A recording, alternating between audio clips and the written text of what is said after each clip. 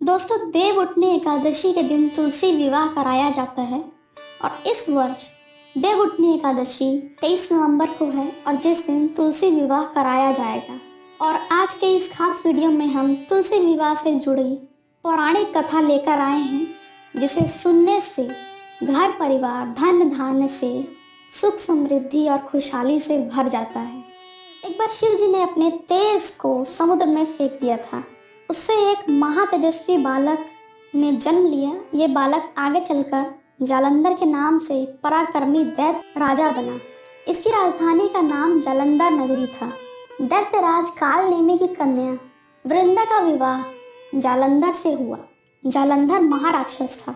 अपनी सत्ता के मद में चूर उसने माता लक्ष्मी को पाने की कामना में युद्ध किया, परंतु समुद्र से ही उत्पन्न होने के कारण माता लक्ष्मी ने उसे अपने भाई के रूप में स्वीकार किया। वहां से पराजित होकर वह देवी पार्वती को पाने की लालसा में कैलाश पर्वत पर गया। भगवान देवाधिदेव शिव का ही रूप धरकर माता पार्वती के समीप गया, परंतु मां ने अपने योग बल से उसे तुरंत पहचान लिया और वहां से अंतर ध्यान हो गई। देवी पार्वती ने क्रुद्ध होकर सारा वृतांत भगवान विष्णु को सुनाया। जालंधर की पत्नी वृंदा अत्यंत पतिव्रता स्त्री थी। उसी के प्रतिवत धर्म की शक्ति से जालंधर न तो मारा जाता था और न ही पराजित होता था। इसलिए जालंधर का नाश करने के लिए वृंदा के पतिव्रत धर्म को भंग करना बहुत आवश्यक था और इसीलिए भगवान विष्णु ऋषि का वेश धारण कर वन में जा पहुंचे, जहां वृंदा अकेली भ्रमण कर रही थी। भगवान के साथ 2 मायावी राक्षस भी थे, जिन्हें देखकर वृंदा भयभीत हो गई। ऋषि ने वृंदा के सामने पल में दोनों को भस्म कर दिया। उनकी शक्ति देखकर वृंदा ने कैलाश पर्वत पर महादेव के साथ युद्ध कर रहे अपने पति जालंधर के बारे में सोचा। ऋषि ने अपने माया जाल से 2 वानर प्रकट किए। एक वानर के हाथ में जालंधर का सिर था तथा दूसरे हाथ में धड़।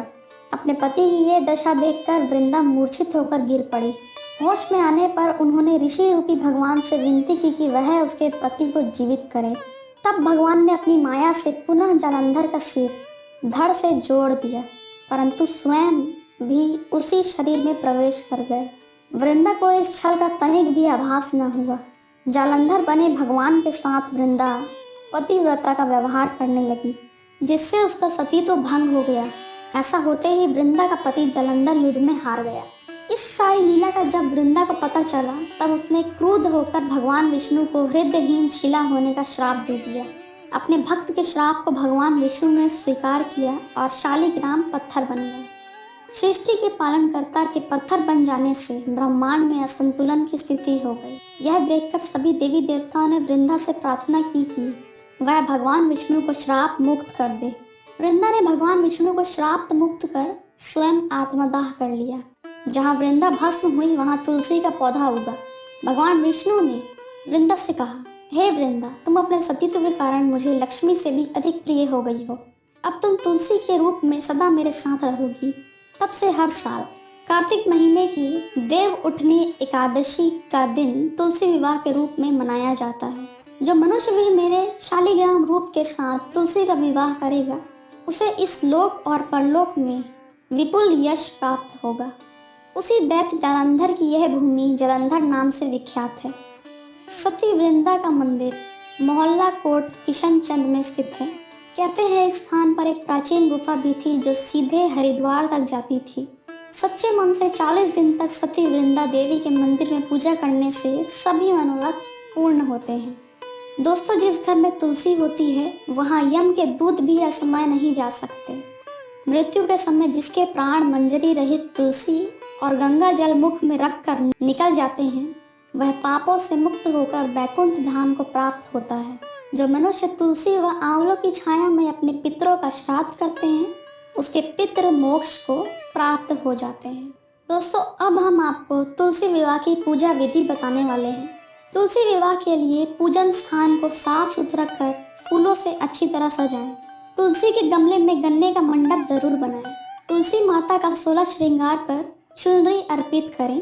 तुलसी विवाह करने के लिए सबसे पहले चौकी बिछाएं। उस पर तुलसी का पौधा और शालिग्राम को स्थापित करें।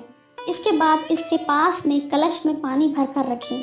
तुलसी और शालिग्राम पर गंगा जल छिड़ककर घी का दीपक जलाएं। इसके बाद दोनों को रोली और चंदन का टीका लगाएं और इसके बाद शालिग्राम को हाथ में लेकर तुलसी की परिक्रमा करें। फिर तुलसी को शालिग्राम की बाईं ओर रखकर आरती करें और इस प्रकार तुलसी विवाह की पूजा विधि संपन्न होती है। उम्मीद करते हैं दोस्तों आपको तुलसी विवाह की कथा अच्छी लगी होगी।